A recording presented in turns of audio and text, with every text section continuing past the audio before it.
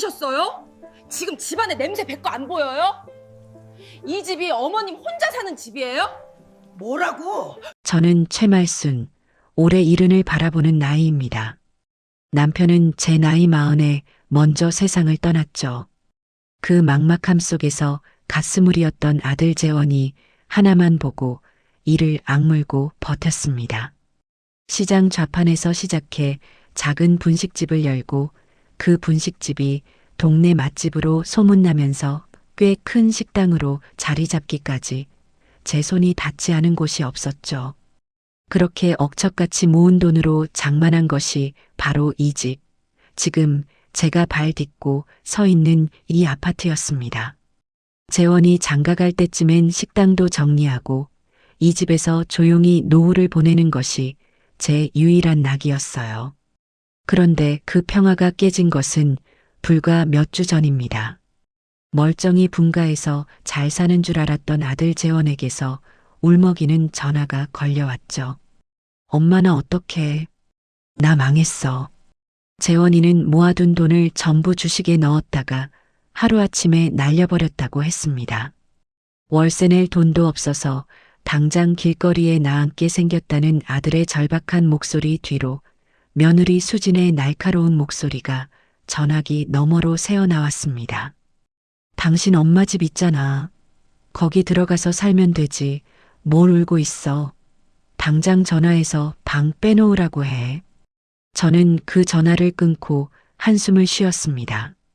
아들 녀석의 철없음에도 화가 났지만 며느리의 그 당당한 요구가 더 기가 막혔죠.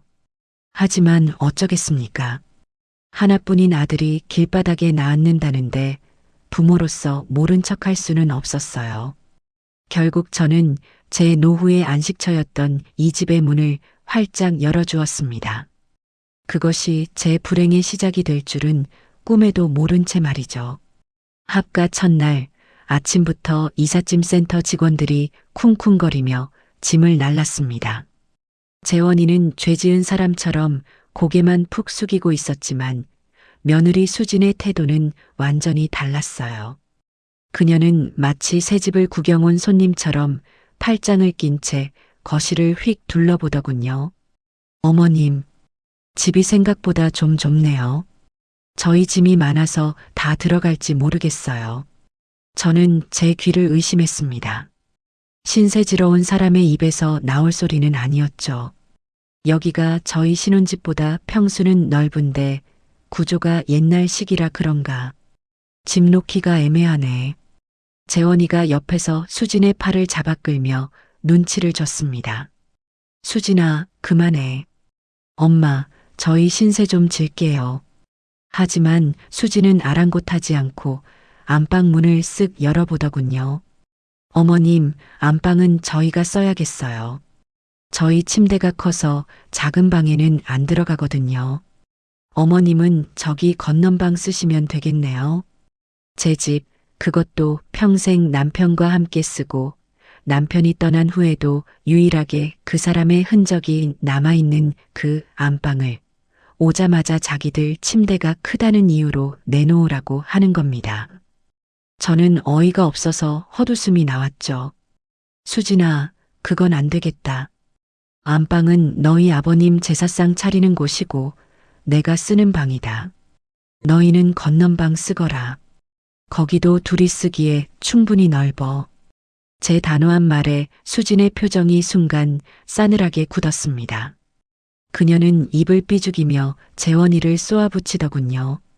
재원 씨, 맞죠? 어머님 저러시는 거. 이럴 거면 우릴 왜 들어오라고 하셨대? 재원이는 그저 엄마 미안해라는 말만 중얼거리며 제 눈을 피했습니다. 저는 그날 이 길고 긴 싸움이 아들 녀석의 무능함에서 시작됐다는 것을 깨달았죠. 짐 정리가 대충 끝나고 저녁 시간이 되었습니다. 그래도 아들 녀석이 망해서 들어왔는데 밥이라도 따뜻하게 먹여보내야겠다는 생각에 저는 아침부터 장을 봐서 진수성찬을 차렸습니다. 재원이가 좋아하는 갈비찜에 잡채, 여러 가지 나물까지 정성껏 만들었죠. 재원아, 수진아, 밥 먹어라. 재원이는 우와, 엄마. 이게 얼마만이야라며 반색을 하며 식탁에 앉았습니다. 하지만 수지는 식탁을 위아래로 훑어보더니 미간을 찌푸렸습니다. 어머님, 왜 그러니? 어서 수저 들지 않고. 이 수저 언제 적 거예요? 손잡이 무늬가 다 까졌잖아요. 그건 제가 결혼할 때 친정 어머니가 장만해 주신 은수저 세트였습니다. 세월의 흔적이 묻은 귀한 물건이었죠. 그리고 이 그릇들은 짝도 안 맞네요. 이건 꽃무늬고 저건 그냥 흰색이고 정신 사나워요. 다 제가 아끼던 사기 그릇들이었습니다. 손님 올 때나 꺼내던 것들이었죠. 깨끗하게 다 삶고 닦은 거다. 어서 먹기나 해. 제가 퉁명스럽게 말하자 수지는 숟가락을 드는 신용만 하더니 이내 탁 내려놓았습니다. 아니, 깨끗한 게 문제가 아니고요. 찝찝해서요. 뭐가 찝찝해? 솔직히 남이 쓰던 걸 제가 어떻게 써요. 어머님이 쓰시던 거잖아요. 저희는 따로 식기 사서 쓸게요. 재원이가 당황해서 말렸습니다. 수진아, 왜 그래? 엄마가 정성껏 차리셨잖아. 재원 씨는 이게 괜찮아요? 나는 이런 데다 밥 못 먹겠어요. 입맛 버렸어. 수지는 그렇게 말하고는 자리에서 일어나 방으로 휙 들어가 버렸습니다. 거실에는 무거운 침묵만이 남았죠.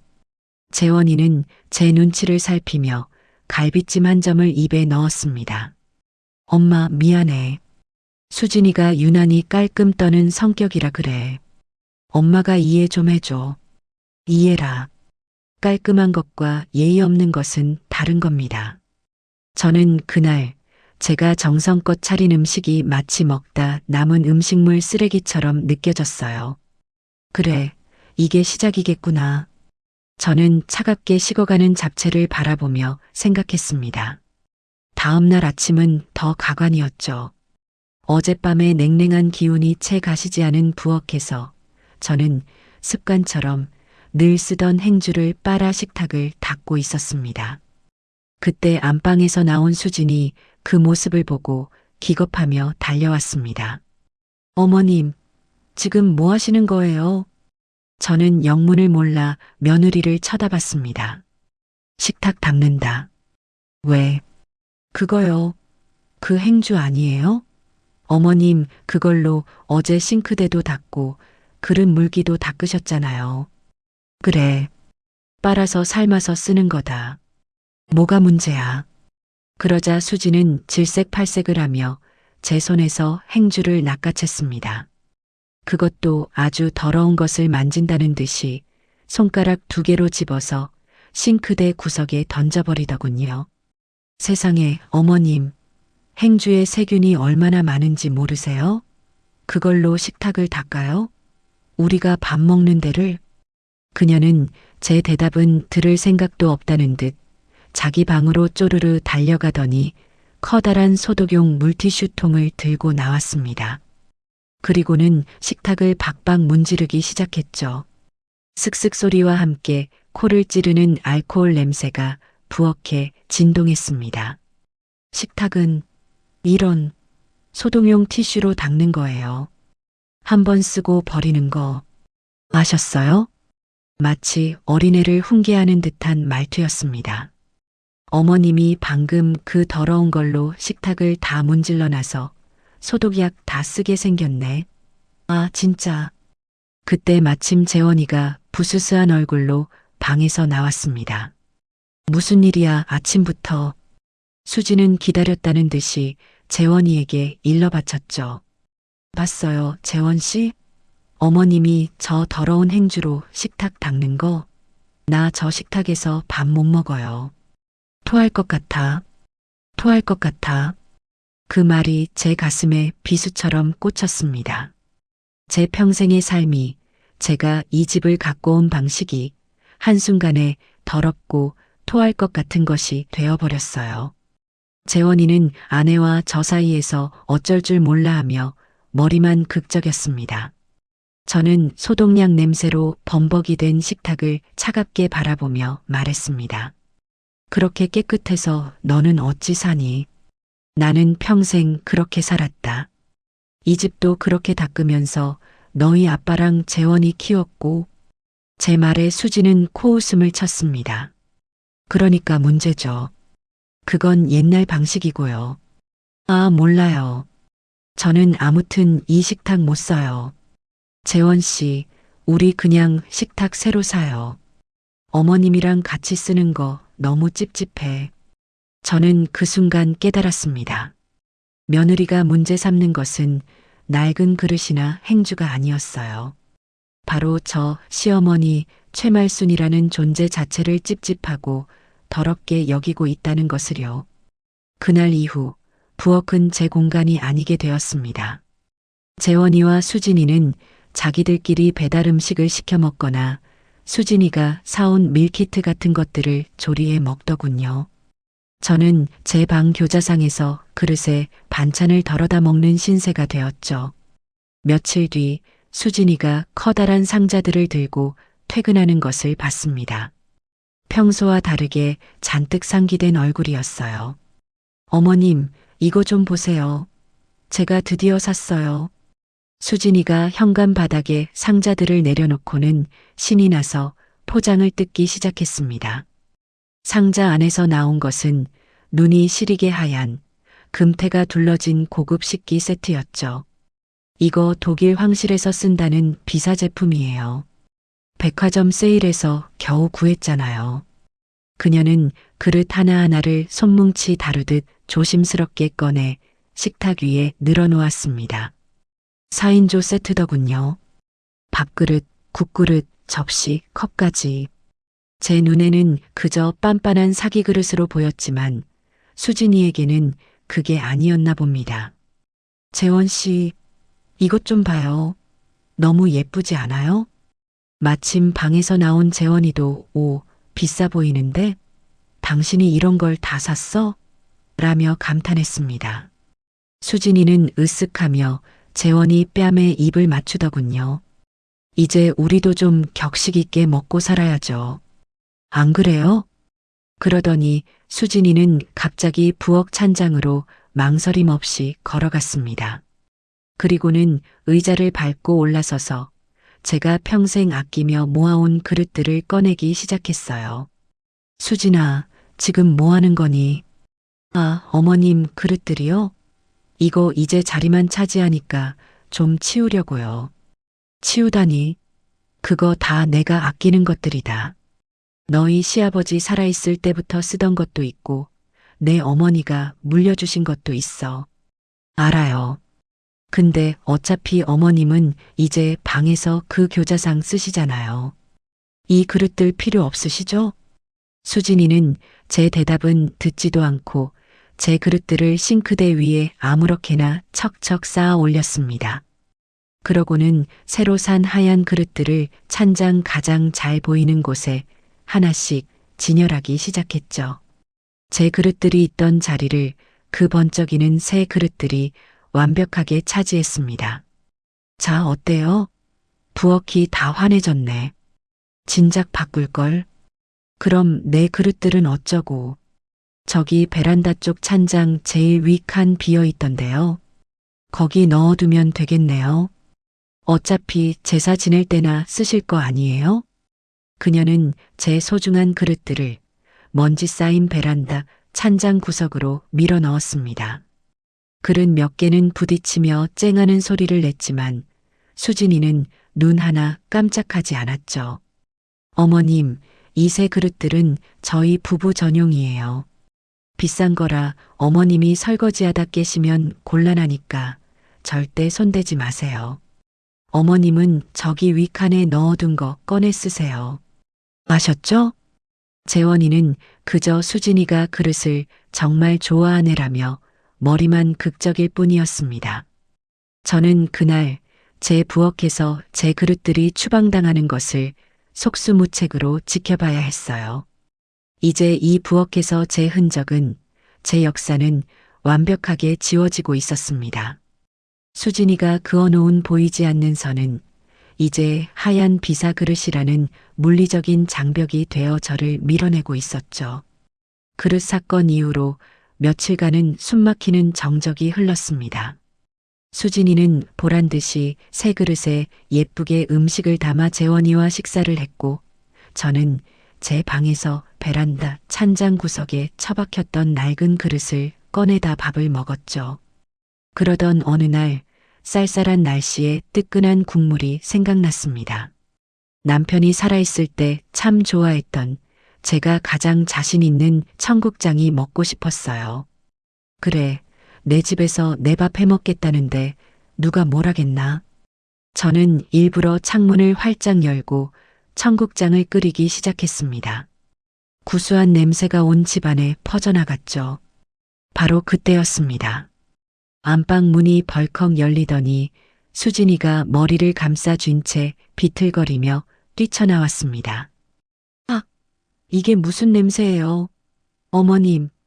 수진이는 당장이라도 토할 것처럼 입을 틀어막고 소리쳤습니다. 청국장 끓인다. 너희도 먹을래? 미치셨어요? 지금 집안에 냄새 밴 거 안 보여요? 나 지금 이 냄새 때문에 속 뒤집어져서 토할 것 같단 말이에요. 당장 끄세요. 당장. 그녀는 부엌으로 달려와 가스레인지 불을 휙 꺼버렸습니다. 끓어오르던 뚝배기가 순식간에 잠잠해졌죠. 수진아, 내가 내 집에서 청국장 하나 못 끓여 먹니? 네, 못 끓여요. 이 집이 어머님 혼자 사는 집이에요? 이 집 이제 우리 집이기도 하거든요. 제 옷에, 저 소파에, 이 커튼에 냄새 배면 어떡할 거예요? 이거 세탁비, 드라이클리닝 비용 다 물어주실 거냐고요. 수진이는 분이 안 풀리는지 창문을 모조리 열어젖히고 방향제 스프레이를 집안 곳곳에 미친 듯이 뿌려대기 시작했습니다. 향긋한 라벤더 향과 구수한 청국장 냄새가 뒤섞여 오히려 더 역한 냄새가 진동했죠. 아, 진짜 짜증나. 이 냄새 며칠이나 가겠네. 재원 씨한테 다 이를 거야. 때마침 현관문이 열리고 재원이가 퇴근했습니다. 재원이도 집안에 들어서자마자 코를 찡그렸죠. 엄마, 이게 무슨 냄새야? 수진이는 기다렸다는 듯이 재원이에게 달려가 울상을 지었습니다. 재원 씨, 어머님 좀 봐. 내가 냄새 때문에 힘들다고 그렇게 말씀드렸는데 집에서 이런 걸 끓이셨어. 나 정말 속이 안 좋아서. 혹시나 우리 아기라도 생겼으면 어쩌려고 저러신데. 임신이라는 말에 재원이의 얼굴이 하얗게 질렸습니다. 수진이는 그게 아주 효과적인 무기라는 것을 잘 알고 있었죠. 엄마 미안한데 수진이가 냄새에 진짜 예민해서 그래. 엄마도 알잖아. 이런 건 좀 밖에서 사드시지 그랬어. 이 냄새는 좀 심하긴 하네. 재원아, 너 마저. 엄마 미안해. 오늘은 그냥 밖에서 시켜 먹자. 응? 엄마, 저것 좀 버려주면 안 될까? 수진이가 너무 힘들어하잖아. 버려달라. 제 아들 입에서 나온 말이었습니다. 제가 먹으려고 끓인 제 남편과의 추억이 담긴 그 청국장을 버리라고 했습니다. 저는 더 이상 아무 말도 할 수 없었습니다. 끓지도 않은 청국장 뚝배기를 들어 내용물 전부를 음식물 쓰레기 봉투에 쏟아부었습니다. 수진이는 그제야 만족스러운 듯 콧방귀를 뀌며 재원 씨, 나 피자 먹고 싶어라고 말하더군요. 저는 제 부엌에서 범죄자 취급을 받으며 차가운 바람이 들어오는 거실을 가로질러 제 방으로 들어와 문을 닫았습니다. 결국 그날 저녁은 피자를 시켜 먹게 되었습니다. 재원이가 제 방문을 두드리더군요. 엄마, 피자 왔어. 나와서 같이 먹어. 저는 끓어오르는 속을 애써 누르며 방에서 나갔습니다. 배가 고프기도 했고 아들 녀석이 그래도 저를 챙기나 싶어 마지막 기대를 걸어봤죠. 저는 습관처럼 식탁 의자를 빼서 앉으려고 했습니다. 그 순간 피자 상자를 들고 있던 수진이 행동을 멈췄습니다. 그녀는 저를 위아래로 훑어보더니 깊은 한숨을 내쉬더군요. 어머님, 뭐 하시는 거예요? 밥 먹으려고 왔는다. 왜? 지금 진심이세요? 어머님 온몸에서 아직도 그 냄새 나는 거 몰라요? 수진이는 코를 막는 신용까지 해보였습니다. 아까 그 청국장 냄새, 머리카락이랑 옷에 다 배셨을 텐데 저희랑 같이 못 먹겠어요. 죄송하지만 그냥 방에 가서 드시면 안 될까요? 저는 제 귀를 의심했습니다. 뭐라고? 내 방에서 밥을 먹으라고? 네, 솔직히 말씀드려서 저 비위 약하거든요. 어머님이랑 같이 먹으면 체할 것 같아요. 냄새 때문에 도저히 못 참겠다고요. 재원 씨도 그렇죠? 당신도 이 냄새 맡으면서 피자 먹고 싶어요? 재원이는 제 얼굴과 수진이 얼굴을 번갈아 보며 어쩔 줄 몰라 했습니다. 그는 제 시선을 피하며 피자 조각을 접시에 담더군요. 엄마 오늘만 좀 그렇게 해줘. 수진이가 냄새 때문에 하루 종일 힘들어 했잖아. 응? 엄마 몫은 내가 방으로 가져다 줄게. 방에서 편하게 TV 보면서 먹어. 그 말이 제 가슴을 후벼 팠습니다. 편하게. 아들 녀석은 이것이 저를 배려하는 말이라고 생각했을까요? 저는 그날 제 집 식탁에서 처음으로 공식적으로 쫓겨났습니다. 그건 단순히 그릇이나 냄새의 문제가 아니었어요. 최말순이라는 존재 자체를 거부당한 겁니다. 저는 아무 말 없이 돌아섰습니다. 재원이가 제 손에 피자 한 조각이 담긴 접시를 쥐어주었죠. 방문이 닫히자마자 거실에서 두 사람이 아무렇지도 않게 웃고 떠드는 소리가 들려왔습니다. 저는 차갑게 식어가는 피자 조각을 들고 한참을 멍하니 서 있었습니다. 제 평생을 바쳐 이룬 이 집에서 저는 이제 식탁에 앉을 자격조차 없는 존재가 되어버린 겁니다. 그날 이후 제 방에서 혼자 밥을 먹는 것이 당연한 일상이 되었습니다. 수진이는 아예 제 밥과 국을 작은 쟁반에 담아 제 방문 앞에 놓고 노크를 하더군요. 어머님 식사하세요. 그 목소리는 마치 교도소에서 밥 넣어주는 간수처럼 차갑고 기계적이었습니다. 며칠 그렇게 방바닥에 쟁반을 놓고 밥을 먹다 보니 허리와 무릎이 쑤셔왔습니다. 뜨거운 국그릇을 들고 먹다가 손을 대일 뻔한 적도 한두 번이 아니었죠. 이러다간 병나겠다. 내 집 식탁인데 걔들 없을 때라도 편하게 가서 먹어야겠다. 그날 점심 재원이와 수진이가 모두 출근한 것을 확인하고 부엌으로 나갔습니다. 그리고 식탁 의자에 앉으려는데 수진이가 놓고 간 서류를 가지러 다시 돌아왔더군요. 현관문을 열고 들어오던 수진이는 식탁에 앉으려던 저와 눈이 마주쳤습니다. 어머님, 지금 뭐 하세요? 나 밥 먹으려고. 식탁 비었길래. 수진이는 제 말을 듣자마자 표정을 구기며 베란다 쪽 창고로 성큼성큼 걸어갔습니다. 그리고는 쿵쾅거리는 소리와 함께 먼지가 뽀얗게 쌓인 물건을 하나 끌고 나왔죠. 그것은 예전에 재원이 어릴 때 쓰던 다리 한쪽이 약간 기우뚱한 작은 교자상이었습니다. 남편 제사 지낼 때나 가끔 꺼내 쓰던 낡은 물건이었죠. 수진이는 그 먼지투성이 교자상을 제 방문 앞에 쿵소리가 나게 던져놓았습니다. 자, 이거 쓰세요. 이게 뭐 하자는 거냐? 어머님 전용 식탁이요. 앞으로 식사는 여기서 하세요. 거실 식탁은 저희만 쓸 거니까 얼씬도 하지 마시고요. 뭐, 이 먼지 구덩이에서 나더러 밥을 먹으라고? 더러우면 닦아 쓰시면 되잖아요. 어차피 어머님은 방에서만 식사하시는데 이게 딱이네요. 크기도 적당하고. 수진이는 제 어깨를 툭 치고 지나가며 그리고 식탁 쓴 흔적 있으면 저 가만 안 있어요. 소독약으로 다 닦아낼 거니까 아예 나올 생각을 마세요. 아셨죠? 라는 말을 덧붙이는 것도 잊지 않았습니다. 저는 제 방문 앞에 버려지듯 놓인 그 교자상을 망연자실하게 바라보았습니다. 먼지 쌓인 상판 위로 재원이가 어릴 때 장난감 칼로 그어놓은 흠집이 보였습니다. 한때는 우리 가족의 단란한 추억이 담겨 있던 물건이 이제는 저를 격리하는 모욕의 상징이 되어버린 겁니다. 저는 걸레를 빨아와 먼지를 닦아냈습니다. 제 얼굴을 닦는 것인지 상을 닦는 것인지 모를 만큼 비참한 심정이었죠. 그날 밤 저는 잠도 자지 않고 재원이를 기다렸습니다. 이 모욕을, 이 수치를 아들 녀석에게는 알려야 했습니다.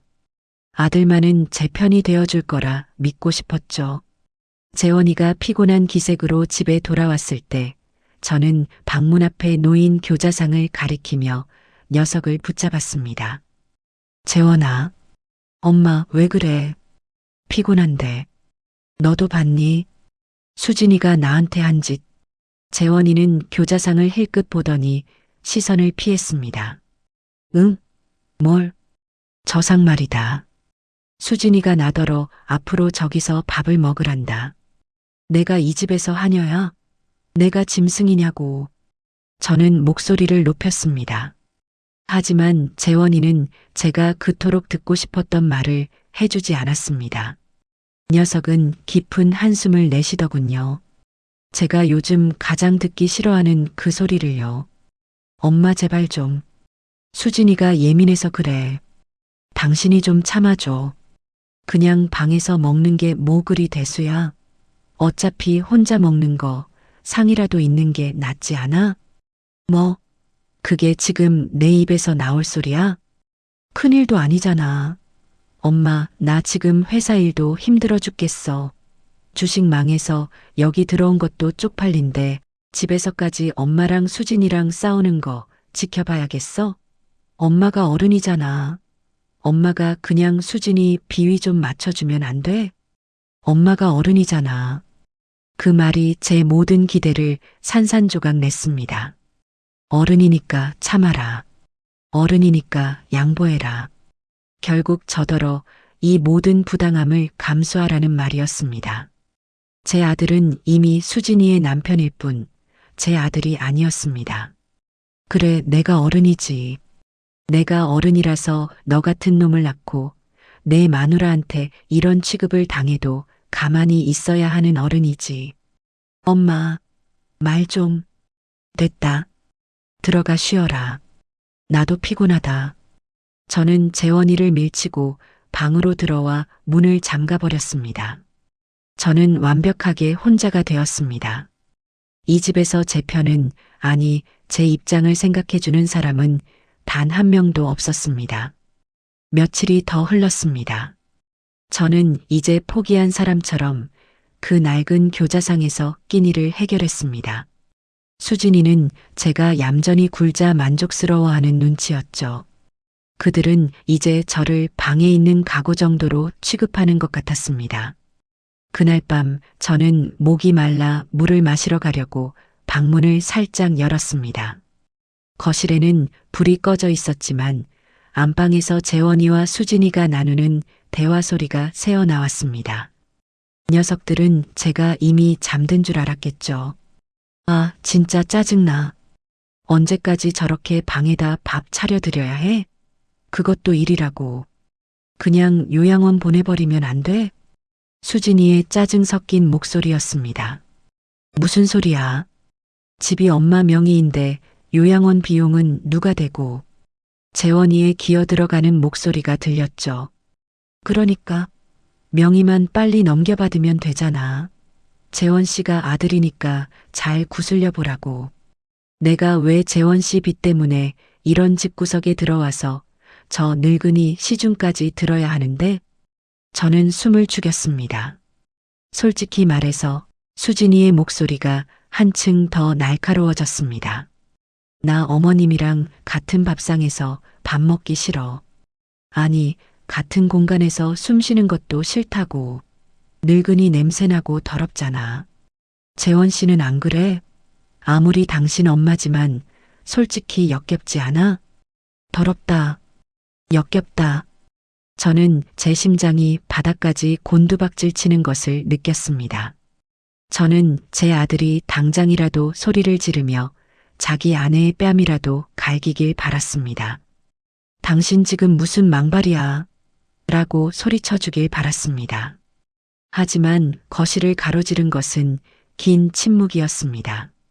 그리고 그 침묵을 깬 것은 제 기대를 무참히 짓밟는 재원이의 목소리였습니다. 알았어. 시끄러워. 내가 잘 말해볼게. 명예 이전. 제 아들 녀석은 저를 역겹다고 말한 아내의 말에 반박조차 하지 않았습니다. 오히려 그 모욕을 대가로 제 집을 넘겨받을 궁리를 하고 있었습니다. 저는 소리 없이 방문을 닫았습니다. 손이 덜덜 떨려 물컵을 놓칠 뻔했죠. 목이 타는 듯 했지만 물을 마실 생각도 나지 않았습니다. 더럽다고. 내가 내 아들에게 역겨운 존재라고.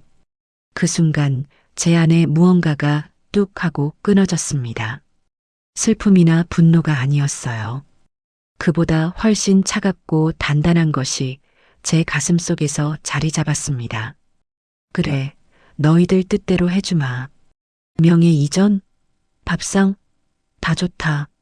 하지만 너희가 원하는 방식은 아닐 거다. 저는 그날 밤 낡은 교자상 앞에서 결심했습니다. 이 지옥 같은 집을 내 손으로 끝내겠다고요. 그날 밤 이후로 저는 변했습니다. 더 이상 재원이에게 하소연하지도 수진이의 말에 대꾸하지도 않았죠. 그저 유령처럼 조용히 제 방에 머물며 때가 되면 밥을 먹고 잠을 잤습니다. 그들은 제가 드디어 포기했거나 기가 꺾였다고 생각했겠죠. 하지만 저는 그들 모르게 제 계획을 세우고 있었습니다. 수진이의 위생 강박은 날이 갈수록 심해졌습니다. 이제는 제가 집안의 모든 오염원이 된 듯 했습니다. 하루는 제가 아침 일찍 일어나 며칠 전에 만들어둔 장조림이 생각나 냉장고 문을 열었습니다.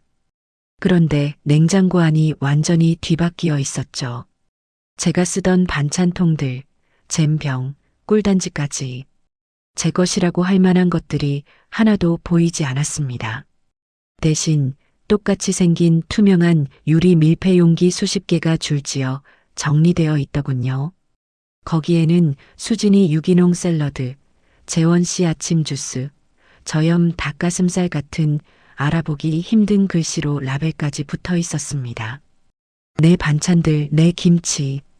저는 혹시나 싶어 아래 칸 김치 냉장고를 열어보았습니다. 아니나 다를까 낡은 김치 냉장고 구석 칸에 제 반찬통 두어 개가 처박혀 있었습니다.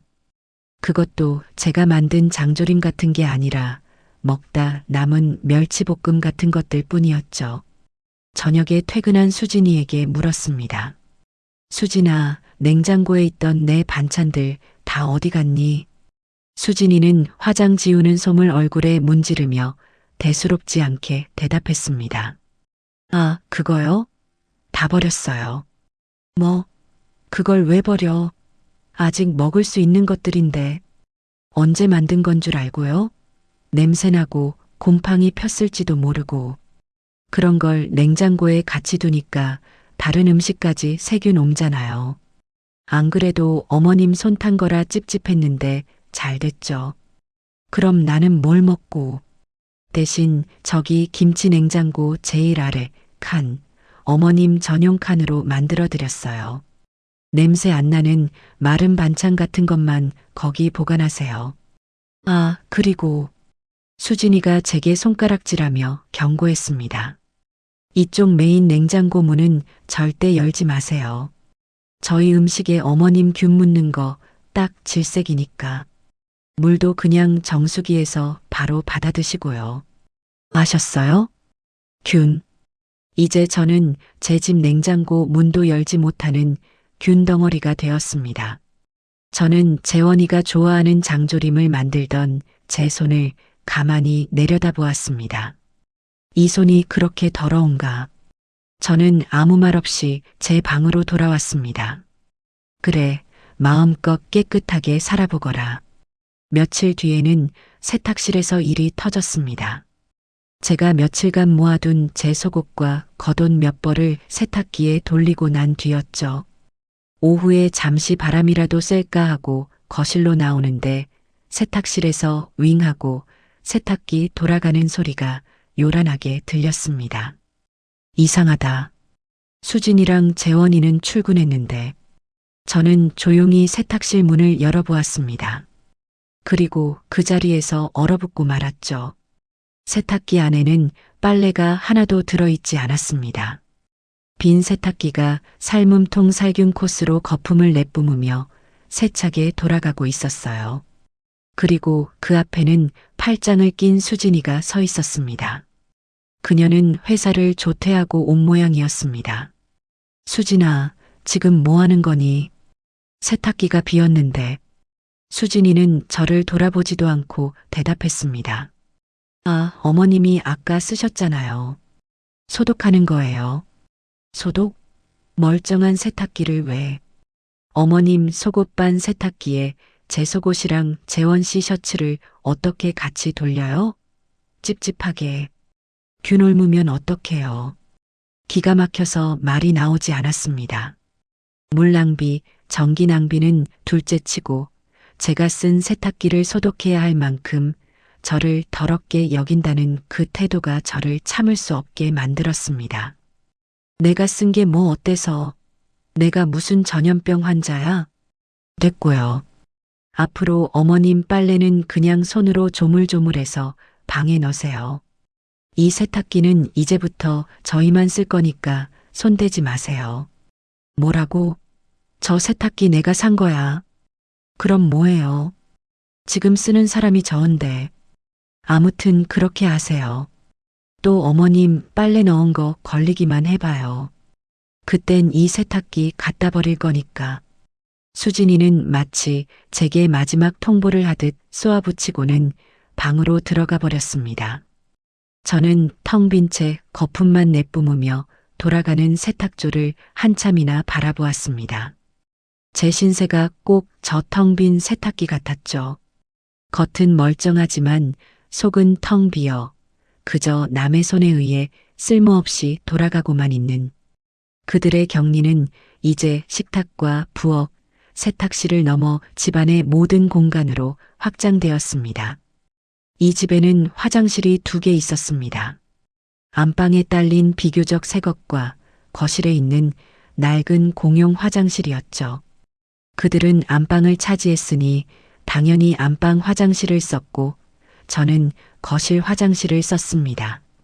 그런데 어느 추운 겨울 아침 제가 급하게 화장실을 가려고 거실 화장실 문을 열려는데 문이 잠겨 있었습니다. 안에 있나? 하지만 집안은 조용했습니다. 재원이와 수진이는 아직 일어나지도 않은 시간이었죠. 저는 손잡이를 다시 돌려보았지만 꿈쩍도 하지 않았습니다. 수진아, 재원아, 화장실 문 왜 잠갔니? 제가 소리를 지르자 안방 문이 열리고 잠옷바람에 수진이가 부스스한 얼굴로 걸어 나왔습니다. 아, 왜 아침부터 소리를 지르세요? 화장실 문 말이다. 왜 잠가놨어? 아, 그거요. 어머님. 수진이는 하품을 쩍하며 말했습니다.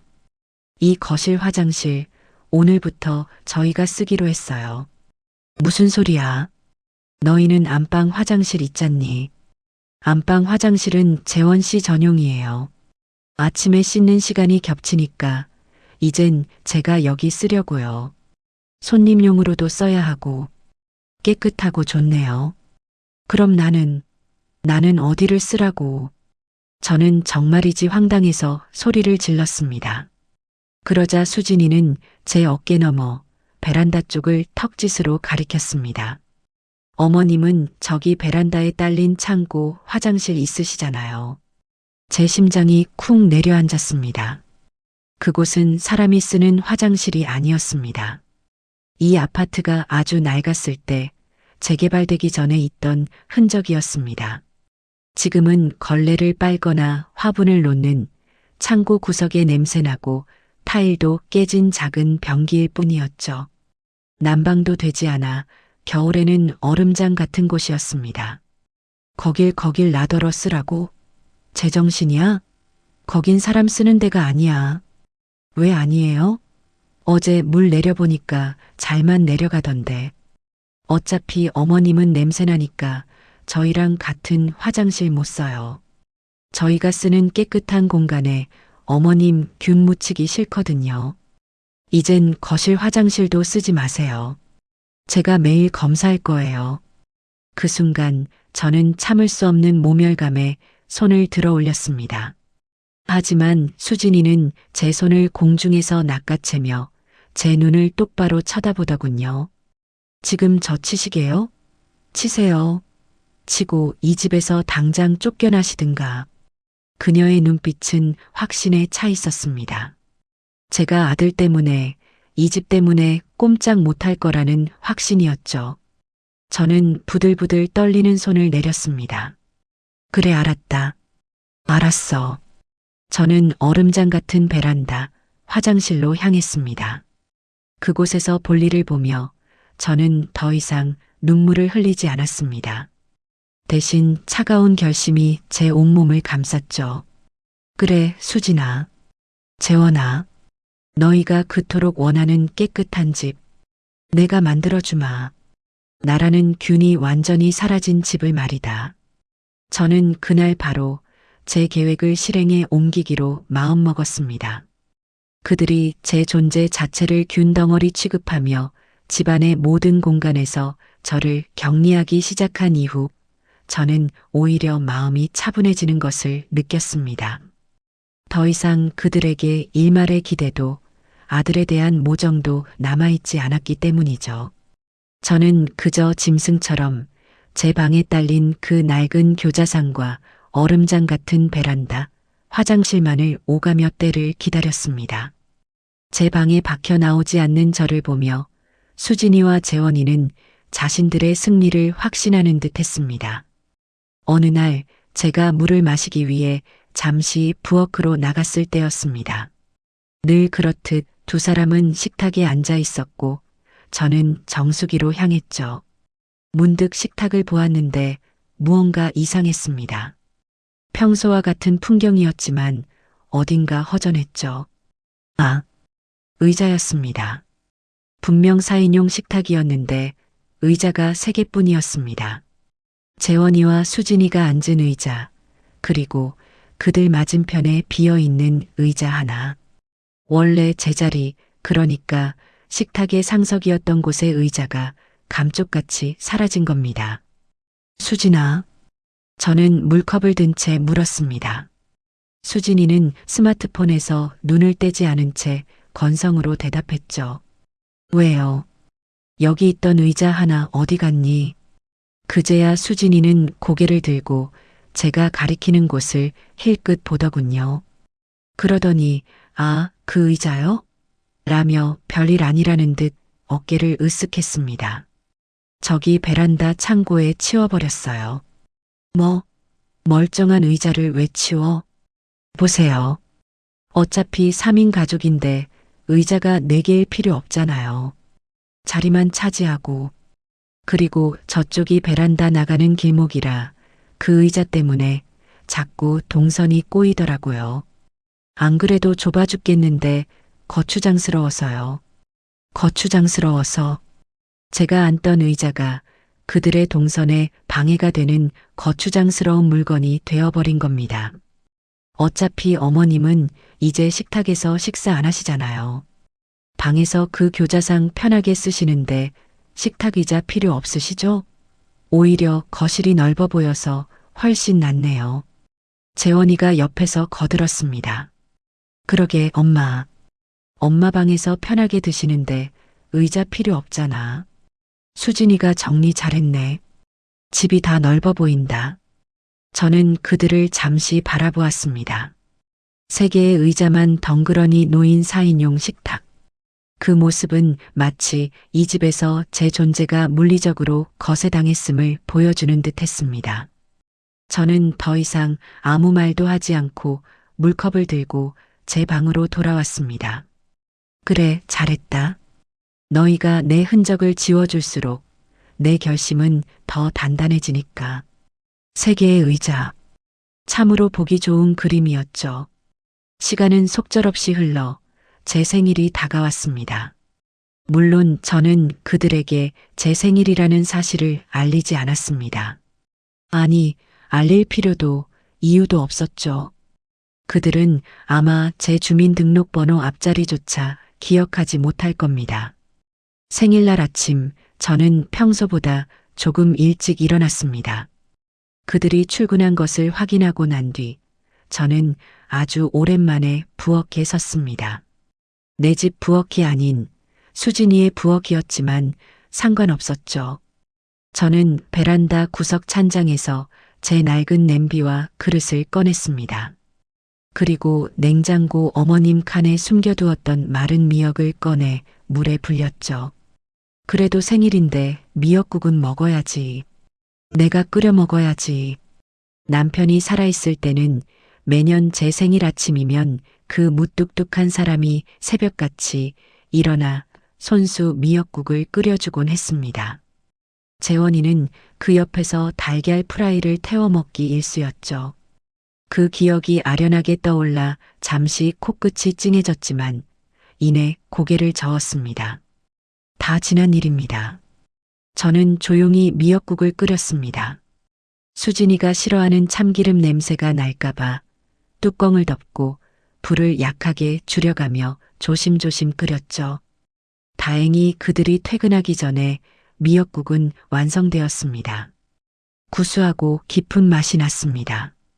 저는 제 방 교자상에 미역국 한 그릇과 밥 한 공기를 차렸습니다. 그런데 그날따라 그 교자상이 유난히 초라하게 느껴졌습니다. 내 생일인데, 이 집에서 맞는 아마도 마지막 생일인데, 안 되겠다.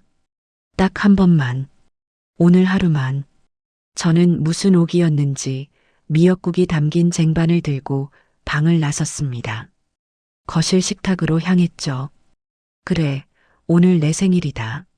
내 집에서, 내 밥상에서 내가 끓인 미역국 먹겠다는데 누가 뭘 하겠어. 그때였습니다. 배고파. 재원 씨, 치킨 시켰어요? 현관문이 열리고 수진이와 재원이가 들어왔습니다. 두 사람은 쟁반을 들고 식탁 앞에 서 있는 저를 보고는 동시에 표정이 굳었습니다. 어머님, 지금 뭐 하시는 거예요? 수진이의 목소리가 얼음장처럼 차가웠습니다. 나 밥 먹으려고. 오늘은 그냥 여기서 먹을란다. 여기서요? 지금 제정신이세요? 수진이는 들고 있던 가방을 소파에 집어던지며 제게 다가왔습니다. 어머님 방에 그 교자상은 폼으로 드렸어요? 저희 식사하는 식탁이라고 몇 번을 말씀드려요. 당장 그거 들고 방으로 들어가세요. 재원이가 옆에서 제 눈치를 보며 말했습니다. 엄마, 왜 그래? 그냥 방에서 편하게 드시지. 우리 치킨 시켰단 말이야. 다 같이 기분 좋게 먹자. 다 같이.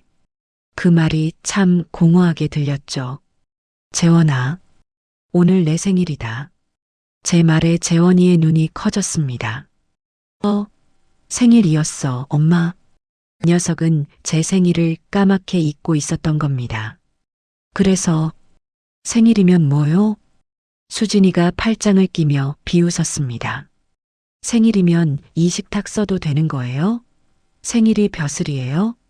어머님 생일이라고 저희가 어머님이랑 겸상해야 할 의무라도 있어요? 수진아, 말이 너무 심하잖니. 심하다고요? 뭐가요? 전 틀린 말 안 했는데요. 어머님, 나이 드셨으면 나이값 좀 하세요. 왜 자꾸 애들처럼 떼를 쓰시는 거예요? 지금 이 미역국 냄새 때문에 제 비위 상해서 치킨도 못 먹겠네.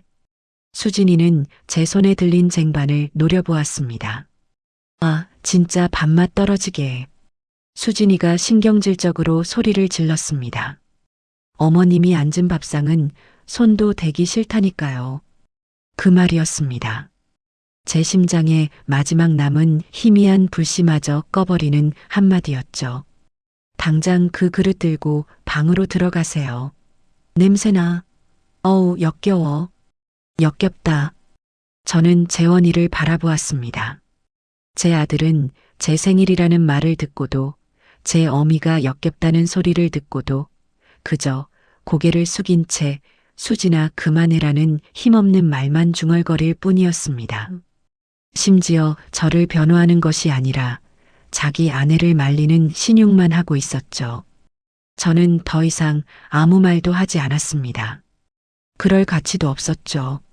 저는 쟁반을 든 채 조용히 돌아섰습니다. 제 등 뒤로 수진이의 승리감에 찬 목소리가 들려왔습니다. 재원 씨, 뭐해요? 빨리 치킨 시켜요. 배고파 죽겠네. 아, 저 냄새 뺀다고 환기 좀 시켜야겠다. 제 방문이 닫히고 곧이어 거실 창문 열리는 소리와 함께 찬바람이 훅 끼쳐왔습니다. 저는 낡은 교자상 앞에 앉았습니다. 제 손에서 쟁반이 덜덜 떨리고 있었죠. 미역국은 이미 차갑게 식어 있었습니다. 저는 눈물 한 방울 흘리지 않았습니다. 대신 숟가락을 들어 그 식어버린 미역국을 천천히, 아주 천천히 입으로 가져갔습니다. 짜고 차갑고 비린 맛이 났습니다. 그래, 재원아. 수진아. 고맙다. 저는 밥 한 그릇을 꾸역꾸역 다 비웠습니다.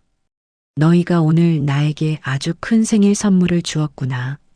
내 마지막 남은 미련까지 아주 깨끗하게 끊어주었어.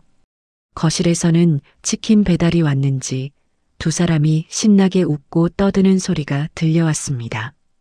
그 웃음소리를 배경음악 삼아 저는 굳게 맹세했습니다. 이곳에서 맞는 내 마지막 생일.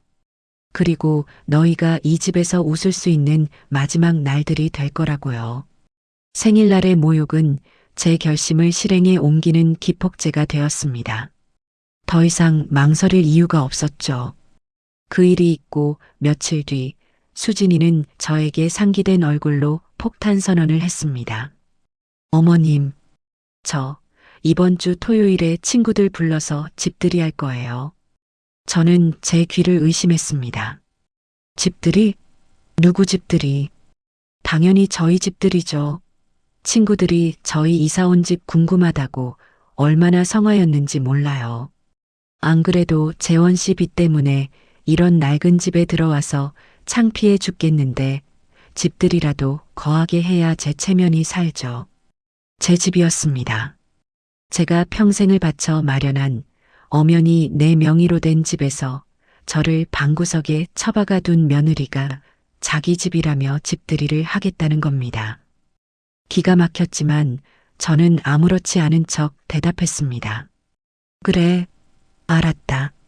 제 덤덤한 반응에 수진이는 오히려 김이 센 듯 했습니다. 그러더니 곧바로 본색을 드러내더군요.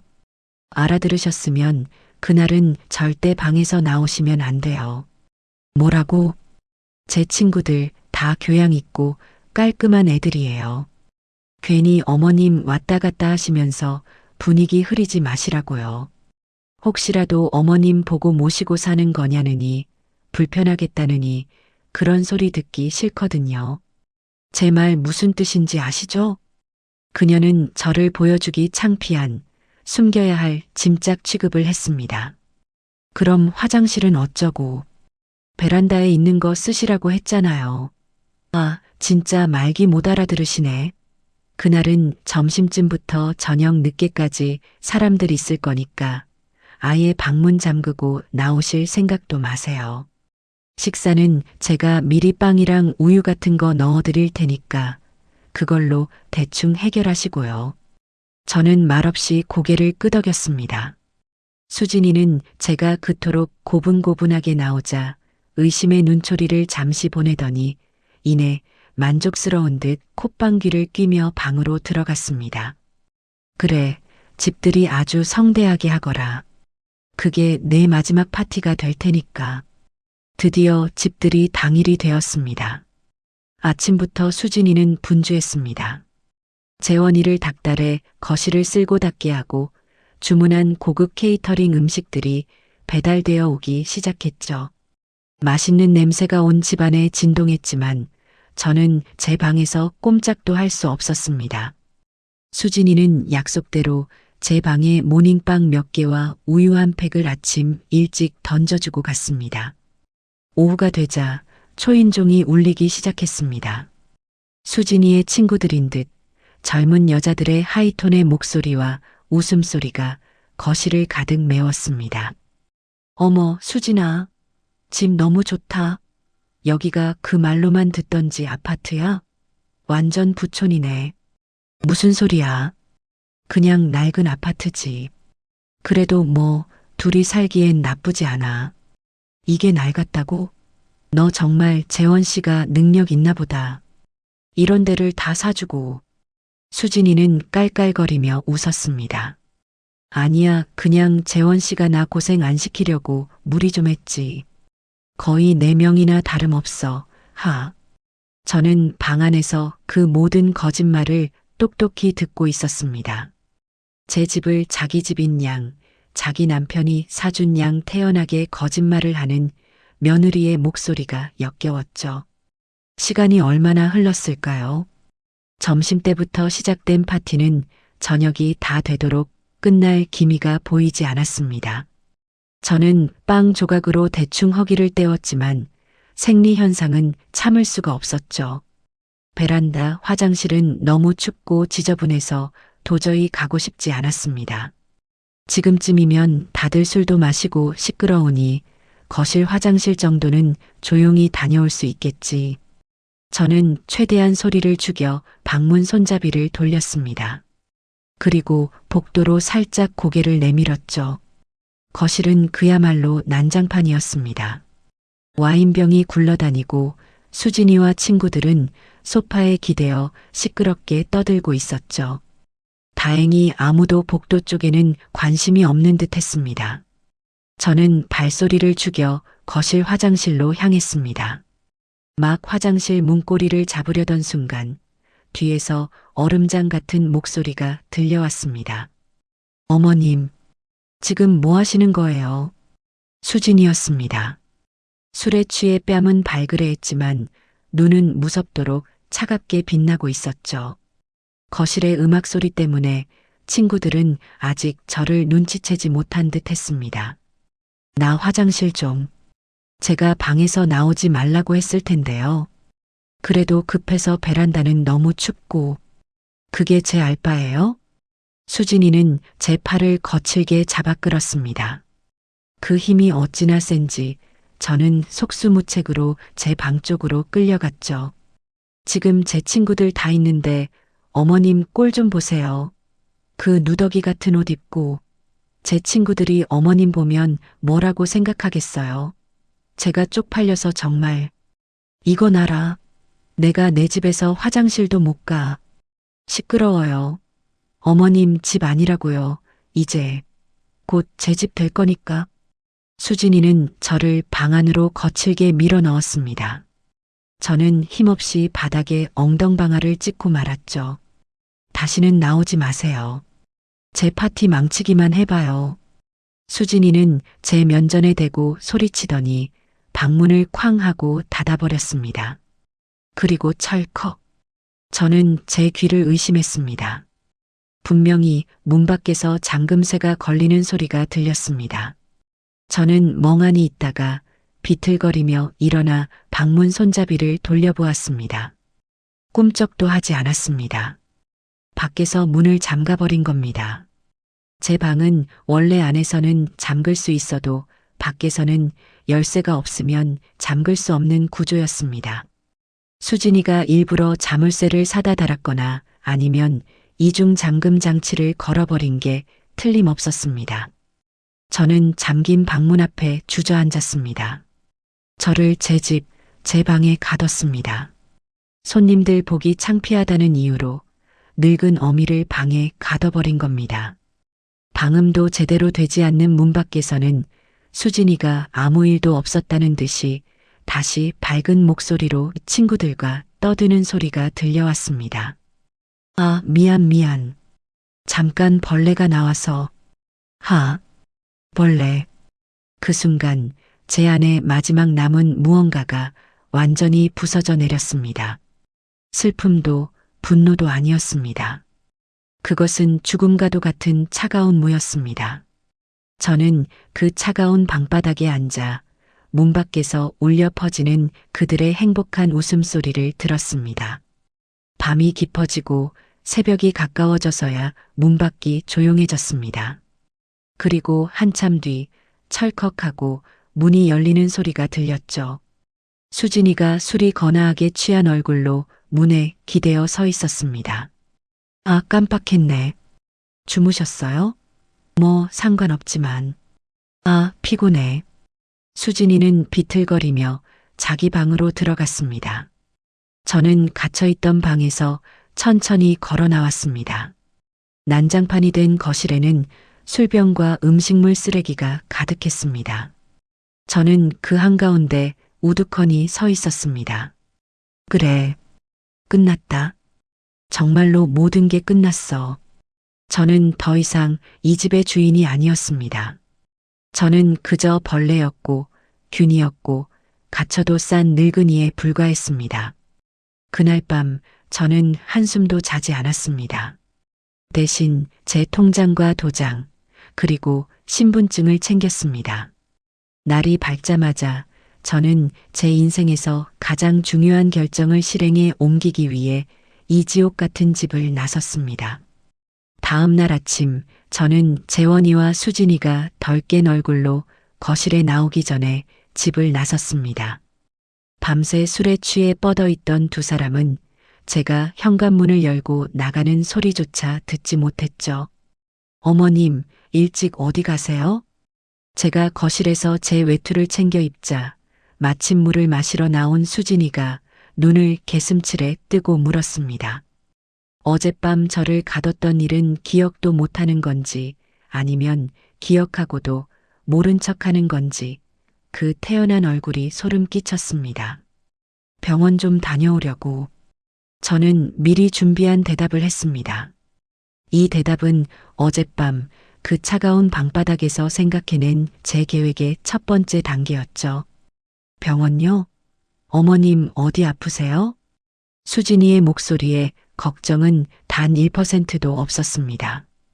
오히려 드디어라는 듯한 숨길 수 없는 기대감이 묻어났죠. 요즘 통 다리도 쑤시고 허리도 아프고 밤에 잠도 잘 못 자고 아무래도 정밀 검사를 한번 받아봐야 할 것 같다. 나이도 있고 하니. 저는 일부러 다리를 절뚝이는 신용까지 하며 힘없는 목소리를 냈습니다. 아, 그러세요?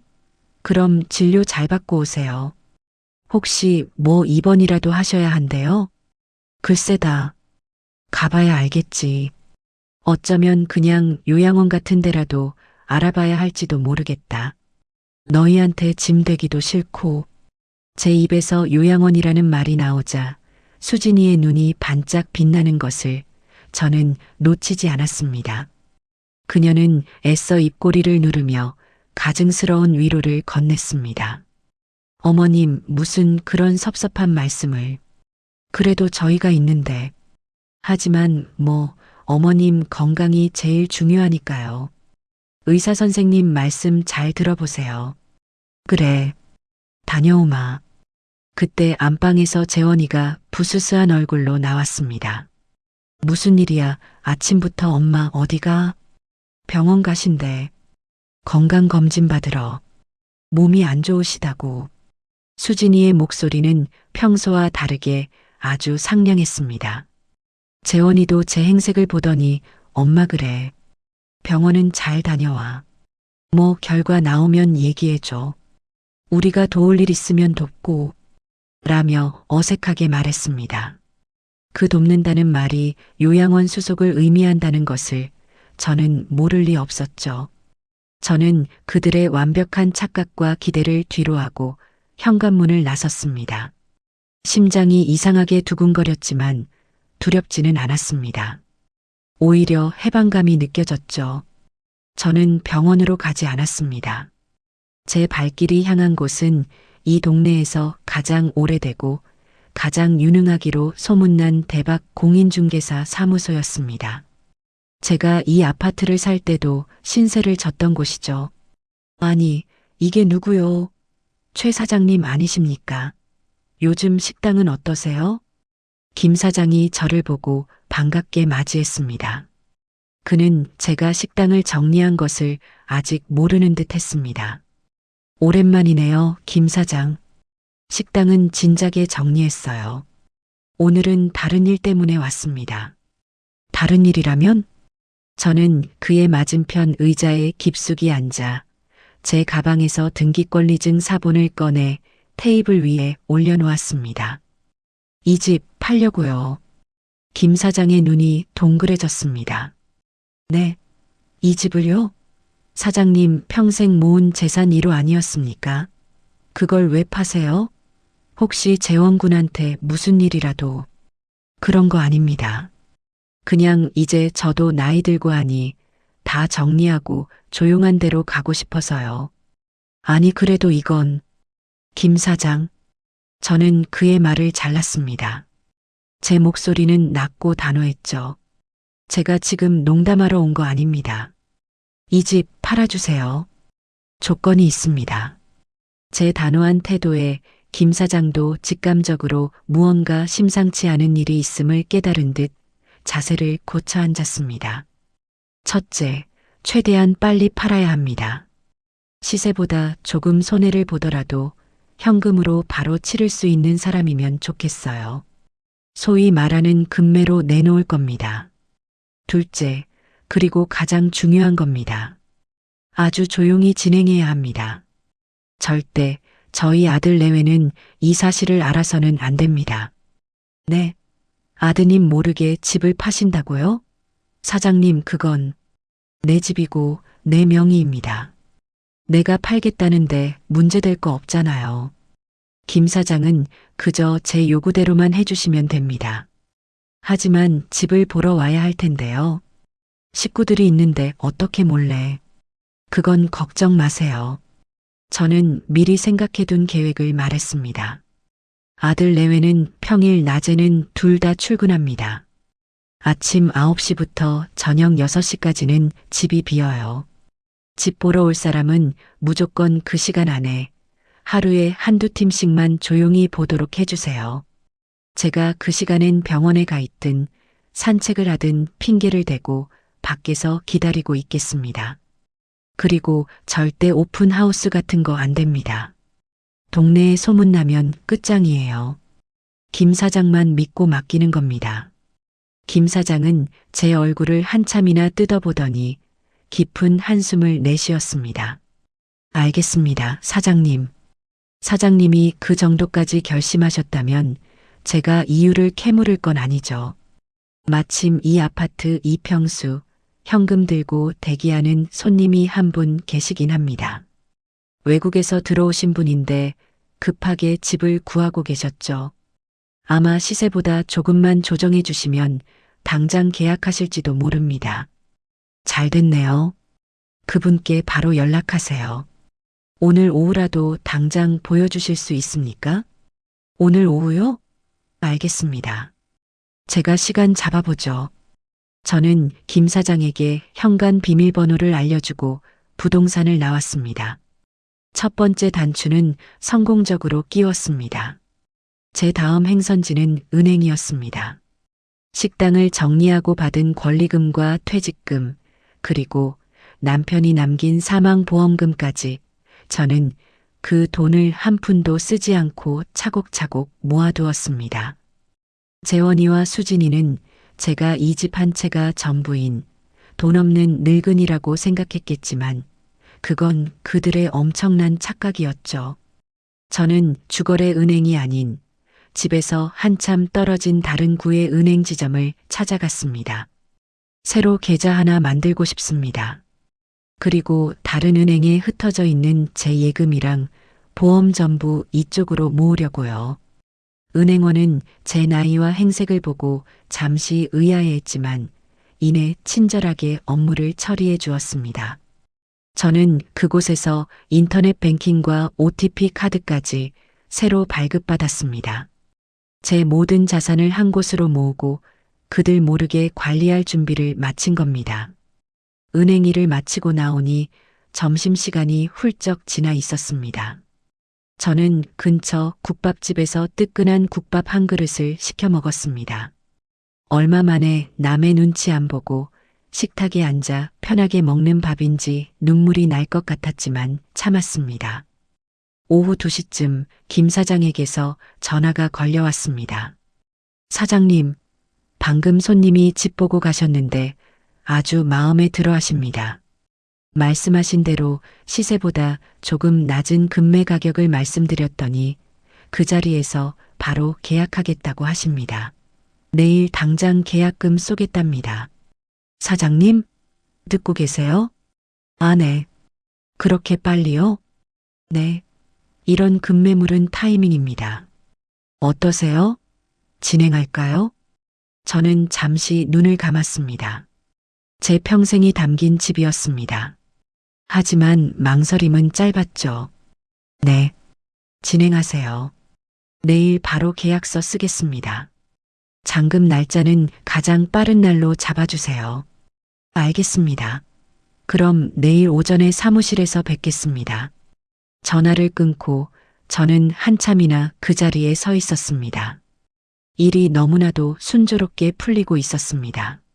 하늘이, 아니 먼저 간 내 남편이 저를 돕고 있다는 생각마저 들었습니다. 저는 그날 병원에서 검사받느라 지쳤다는 핑계를 대고 저녁 늦게 집으로 돌아갔습니다. 수진이는 소파에 누워 TV를 보다가 저를 힐끗 보더니 물었습니다. 검사 결과는 어떻게 나왔대요? 뭐래요? 저는 가장 지치고 가장 절망적인 표정을 지으며 대답했습니다. 심각하단다. 네. 뭐가요? 의사가 당장 큰 병원 가서 다시 검사 받아보라고 하더라. 아무래도 오래 못 살 것 같아. 제 말에 수진이의 표정이 순간 굳는가 싶더니 이내 알 수 없는 미소로 바뀌는 것을 저는 똑똑히 보았습니다. 그녀는 당황한 재원이의 팔을 꼬집으며 억지로 슬픈 목소리를 냈죠. 어머님, 그게 무슨 말씀이세요? 오진일 거예요. 네. 재원 씨, 그렇죠? 재원이는 엄마 그럴 리가라며 말을 더듬었습니다. 됐다. 나 피곤하니 들어간다. 내일도 병원 가봐야 하니 당분간은 나 찾지 말아라.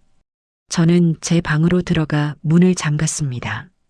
문 밖에서 두 사람의 수군거리는 소리가 들려왔습니다. 잘 됐네. 오래 못 산대. 그럼 저 집 그냥 우리 거 되는 거 아니야? 수진아, 말 조심해. 그래도 우리 엄마인데. 엄마는 무슨, 저 늙은이 없으면 우리 빚도 다 갚고 이 집에서 편하게 사는 거야. 어휴, 속 시원해. 저는 그들의 대화를 들으며 차갑게 웃었습니다. 그래, 마음껏 기뻐해라. 너희가 기뻐할 날도 이제 얼마 남지 않았으니까. 저는 그렇게 제 인생을 건 가장 은밀하고도 통쾌한 계획을 차근차근 진행하고 있었습니다. 그들의 탐욕이 제 예상보다 더 깊고 어둡다는 것을 확인하는 데는 그리 오랜 시간이 걸리지 않았습니다. 제가 시한부 행세를 시작하자 녀석들의 태도는 노골적으로 바뀌었죠. 더 이상 저를 더러운 균 취급하며 피하지 않았습니다. 대신 마치 곧 쓰러질 사람을 대하듯, 하지만 그 눈빛에는 숨길 수 없는 탐욕이 번득이며 제 주변을 맴돌기 시작했습니다. 다음 날 저는 약속대로 김 사장을 만나러 가기 위해 아침 일찍 집을 나섰습니다. 어제 시한부 선고를 받은 늙은이치고는 발걸음이 제법 굳건했죠. 수진이는 제가 현관을 나설 때까지 소파에 누워 눈도 마주치지 않았습니다. 병원 잘 다녀오세요라는 입에 발린 말조차 하지 않더군요. 제가 오늘 내일하는 마당에 잘 보일 필요도 없다고 생각했겠죠. 부동산 사무실에 도착하니 김 사장과 어제 집을 보고 간 부부가 저를 기다리고 있었습니다. 부부는 인상이 참 좋아 보였어요. 이런 사람들에게 제 집이 넘어간다는 것이 그나마 다행이라는 생각이 들었습니다. 사장님, 이분들이 어제 집 보시고 바로 계약하시겠다고 한 이 선생님 내외분이십니다. 아, 안녕하세요. 최말순입니다. 집이 낡았는데 좋게 봐주셔서 고맙습니다. 이 선생이라는 분이 웃으며 말했습니다. 아닙니다. 사모님, 집을 얼마나 깨끗하게 관리하셨는지 손볼 데가 하나도 없겠더라고요. 저희가 오히려 급하게 들어오게 되어서 죄송합니다. 저는 그 깨끗함이 누구 덕분인지 생각하며 쓴웃음을 지었습니다. 계약은 일사천리로 진행되었습니다. 김 사장이 며칠 밤낮으로 서류를 준비해 준 덕분이었죠. 저는 제 가방 깊숙한 곳에서 수진이가 그토록 찾아 헤매던 제 진짜 인감도장을 꺼냈습니다. 그리고 매매 계약서 위 매도인 최말순이라는 이름 옆에 망설임 없이 도장을 찍었습니다. 쾅 하고 도장이 찍히는 소리가 제 남은 미련을 끊어내는 소리처럼 선명하게 들렸습니다. 잔금 날짜는 이번 주 금요일로 하겠습니다. 괜찮으시겠습니까? 김 사장이 제안했습니다. 오늘이 월요일이니 불과 나흘 뒤였습니다. 네, 금요일이요? 저희는 좋습니다. 현금은 준비되어 있으니까요. 이 선생 부부가 흔쾌히 고개를 끄덕였습니다. 그럼 계약금은 지금 바로 사모님 계좌로 이체해 드리겠습니다. 잠시 후 제 주머니 속 낡은 휴대폰이 띠링하고 울렸습니다. 제가 어제 새로 만든 그 비밀 계좌로 제 평생 만져본 돈 중에 가장 큰 액수의 일부가 계약금이라는 이름으로 들어왔습니다. 저는 조용히 휴대폰 화면을 껐습니다. 모든 것이 순조로웠습니다. 그럼 금요일 오전에 이삿짐 센터랑 같이 오겠습니다. 잔금 치르고 바로 입주하는 걸로 알겠습니다. 네, 그렇게 하시죠. 그날 집이 좀 시끄러울 수도 있는데 양해 바랍니다. 저는 의미심장한 말을 남기고 부동산을 나왔습니다. 해가 중천에 떠 있었지만 제 마음은 오히려 차분했습니다. 이제 주사위는 던져졌습니다. 그날 저녁 저는 일부러 더 기운 없는 척 금방이라도 숨이 넘어갈 듯한 연기를 하며 집으로 돌아갔습니다.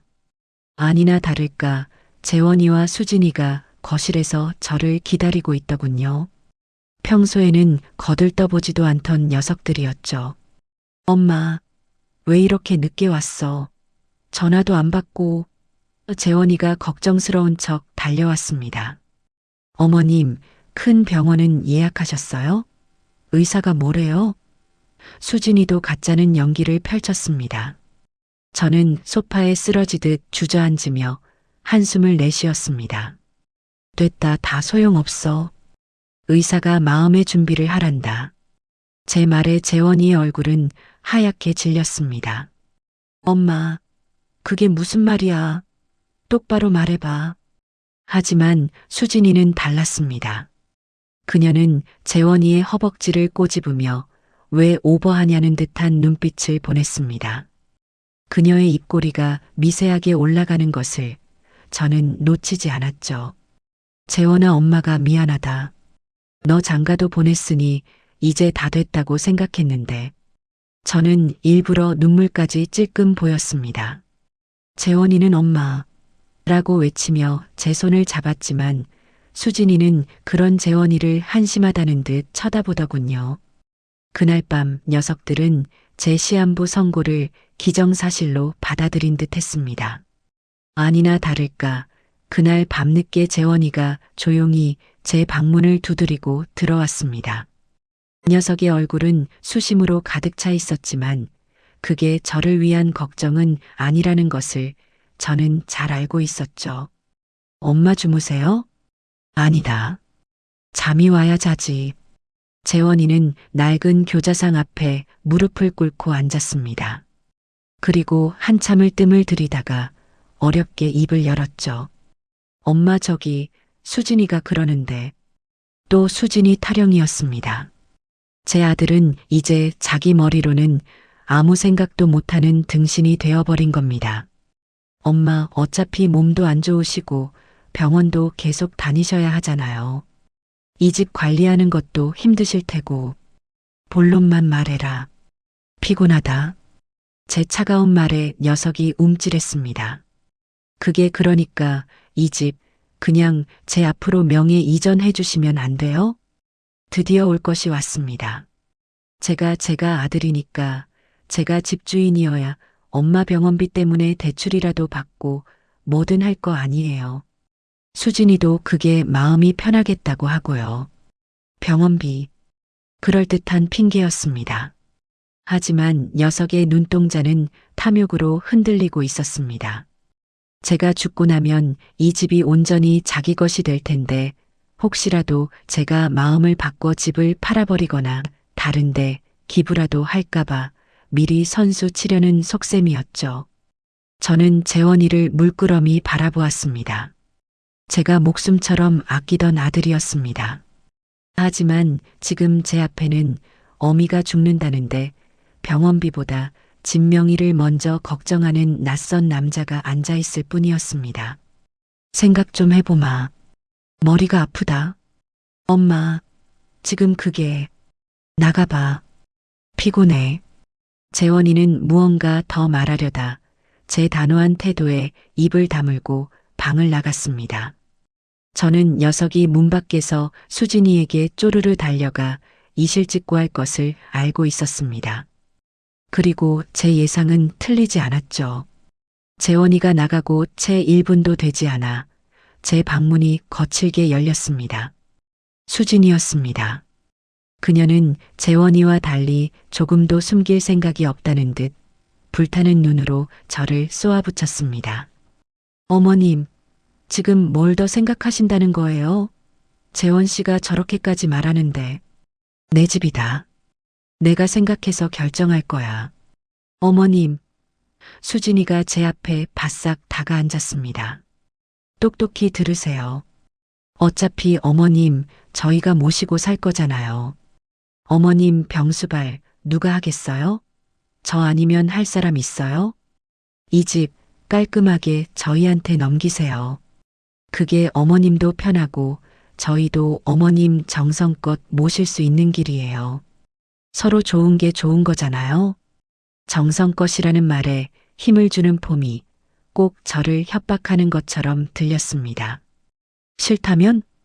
제가 나지막이 묻자 수진이의 표정이 삽시간에 얼어붙었습니다. 그녀는 입꼬리를 비틀어 올리며 차갑게 웃더군요. 싫으시면요? 어머님, 지금 본인 상황 파악이 안 되세요? 의사가 마음에 준비하라고 했다면서요. 싫으시면 저희 그냥 분가할 거예요. 당장 내일이라도 짐 쌀 겁니다. 어머님 병원비요? 저희가 왜 돼요?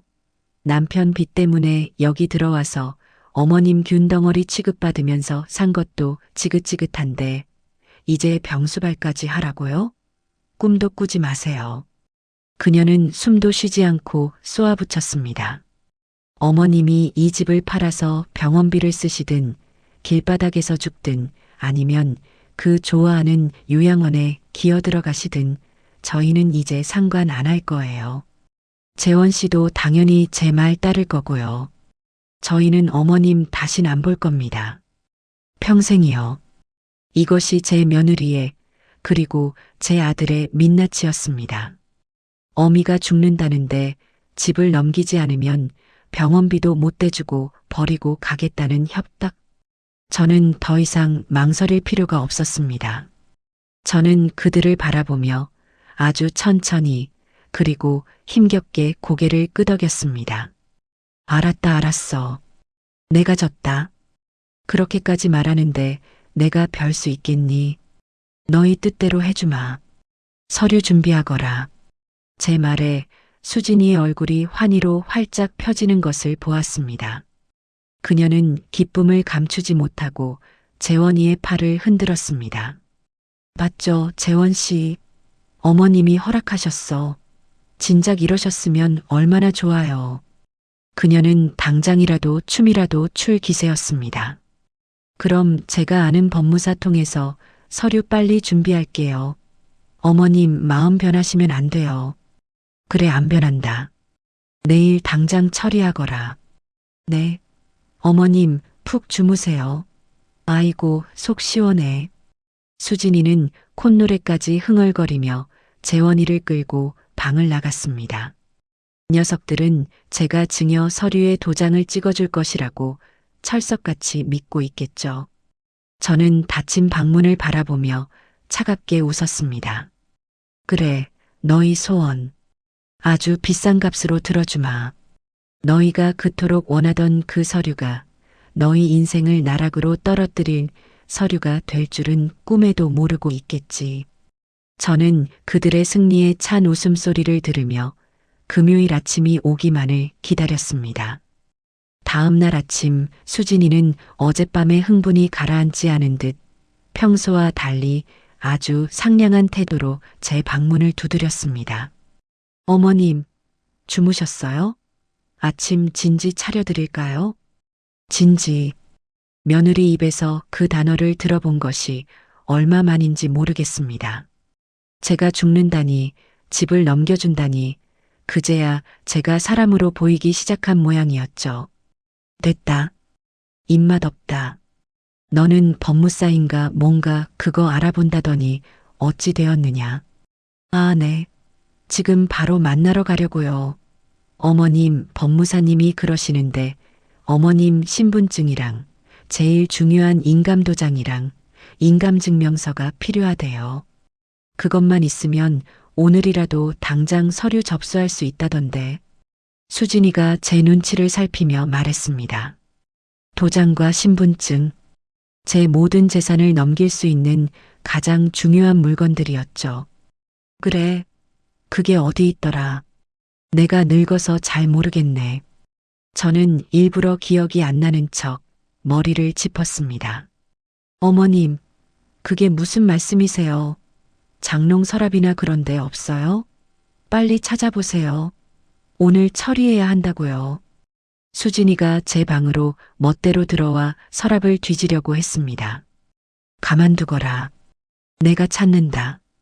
저는 녀석을 제지하고 장롱 맨 아래 서랍, 낡은 편지함 속을 뒤적였습니다. 그리고 그 안에서 제가 시장에서 5,000원 주고 판 아무데나 쓰던 막도장을 하나 꺼냈습니다. 이건가? 수진이는 제 손에서 도장을 낚아채듯 가져갔습니다. 도장에 새겨진 최말순이라는 이름을 확인하고는 얼굴이 환해졌죠. 맞네요. 아이고, 어머님. 이걸 이렇게 깊이 숨겨두시면 어떡해요. 그럼 신분증은요? 신분증은 내 지갑에 있다. 저는 제 지갑에서 신분증을 꺼내 건넸습니다. 수진이는 그것들을 마치 전리품처럼 소중하게 자기 가방에 챙겨 넣었습니다. 좋아요. 그럼 저 법무사 만났다가 동사무소 가서 인감증명서 떼고 와. 인감증명서는 본인이 가셔야 한다던데. 어머님, 저랑 같이 동사무소 가실 수 있죠? 아이고, 나 죽는다. 저는 타이밍 좋게 교자상 위로 쓰러지는 신용을 했습니다. 어제 너희랑 얘기하고 기운을 다 썼는지 도저히 한 발짝도 못 움직이겠다. 내일 가자. 응? 네. 어머님, 지금 그게 무슨... 수진이가 기가 막힌다는 듯 소리쳤습니다. 하지만 저는 눈을 감고 신음소리만 냈죠. 나 죽는다, 나 죽어. 아, 진짜. 이 중요한 때에. 아, 저 늙은이가 진짜. 수진이는 분을 이기지 못하고 제 방에서 발을 쿵쿵 구르며 소리쳤습니다. 하지만 곧 죽는다는 시어머니를 억지로 끌고 갈 수는 없었겠죠. 알았어요. 알았다고요. 그럼 오늘은 제가 법무사랑 서류 먼저 준비하고 있을 테니까. 내일은 아침 일찍 저랑 무조건 동사무소 가시는 거예요. 아셨어요? 그래. 내일은 꼭 가마. 수진이는 막도장과 제 신분증을 챙겨 들고 분이 안 풀리는 얼굴로 쾅 소리 나게 현관문을 닫고 나갔습니다. 저는 닫힌 문을 보며 조용히 웃었습니다. 그래, 수진아. 어디 실컷 뛰어다녀 보거라. 어차피 그 도장으로는 너가 할 수 있는 게 아무것도 없을 텐데. 저는 그녀가 그 막도장을 들고 법무사에게 갔다가 문전박대를 당하고 돌아올 모습을 상상했습니다. 하지만 그건 제 알 바 아니었죠. 수진이와 재원이가 모두 집을 비운 그날 낮. 드디어 제게도 기회가 왔습니다. 어제 시한부 연기를 하며 오늘을 위해 일부러 내일은 정말 못 일어나겠다. 병원도 못 가겠다고 밑밥을 깔아둔 터였습니다. 녀석들은 제가 하루 종일 방에 누워 끙끙 앓고 있을 거라고 생각했겠죠. 저는 자리에서 벌떡 일어났습니다. 아픈 기색은 어디에도 없었죠. 저는 먼저 며칠 전 미리 연락해둔 보관 이사업체에 전화를 걸었습니다. 네, 지금입니다. 1시간 뒤에 와주세요. 짐은 아주 적습니다. 그리고 저는 제 방을 정리하기 시작했습니다. 수진이가 그토록 경멸하던 제 낡은 옷가지들, 남편의 유일한 사진이 담긴 낡은 액자, 제 비밀 통장과 진짜 인감도장, 그리고 이 집의 등기권리증, 원본. 그 외에는 아무것도 챙기지 않았습니다. 수진이가 사준 교자상도 저를 격리했던 그 어떤 물건도 가져갈 필요가 없었죠. 짐이라고 해봐야 작은 박스 2-개 전부였습니다. 약속한 시간에 맞춰 작은 짐 보관이라는 스티커가 붙은 작은 트럭 한 대가 아파트 지하 주차장으로 조용히 들어왔습니다. 저는 인부 2사람과 함께 엘리베이터를 타고 짐을 날랐습니다. 모든 것은 30분도 채 걸리지 않았습니다.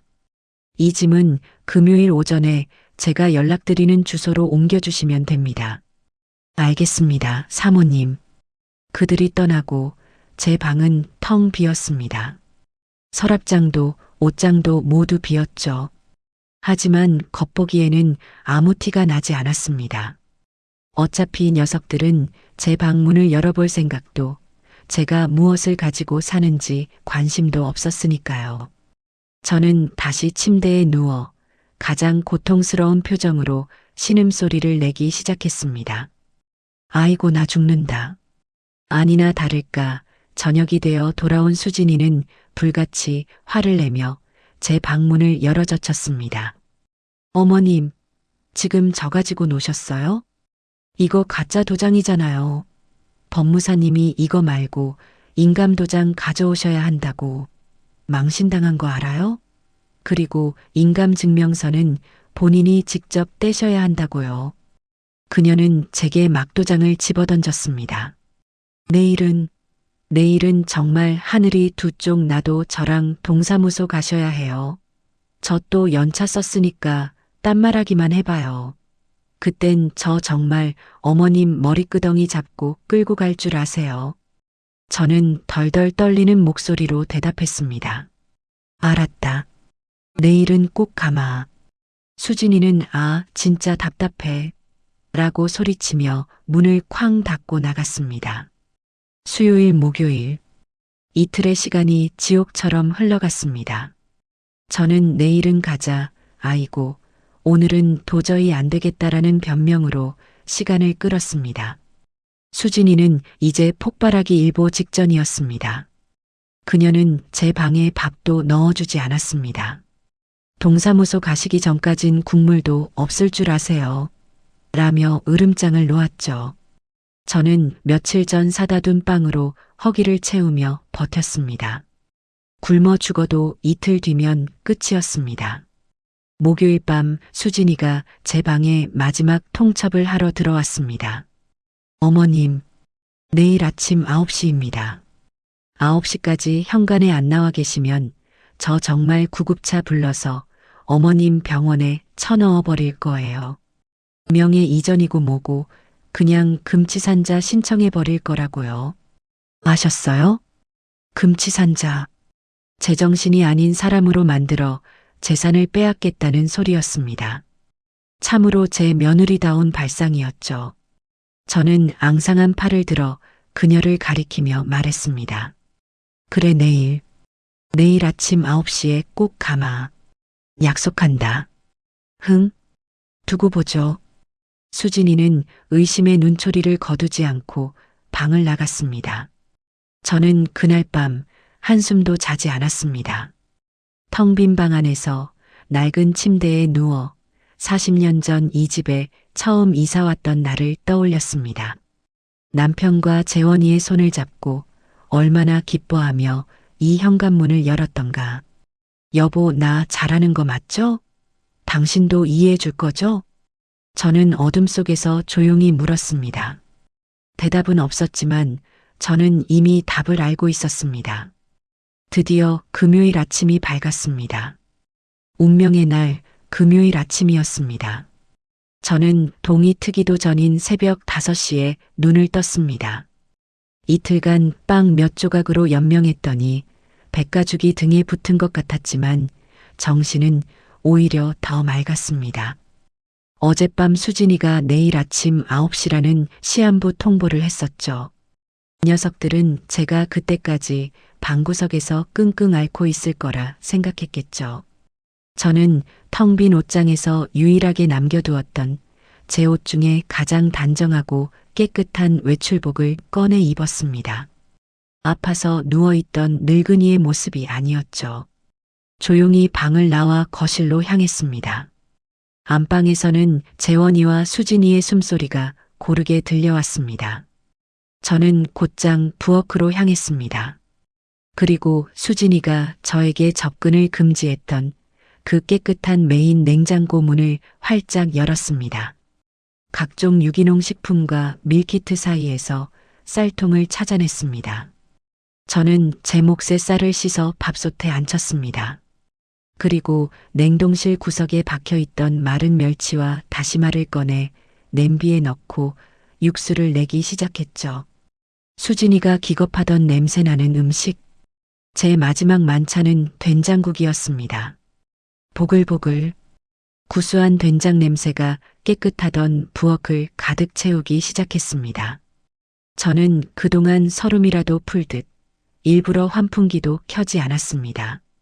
밥이 다 되고 국이 끓어오를 무렵 저는 식탁으로 향했습니다. 의자는 3개뿐이었죠.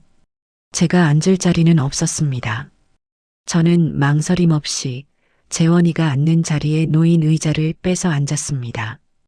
그리고 보란 듯이 밥과 국을 식탁에 차려놓고 숟가락을 들었습니다.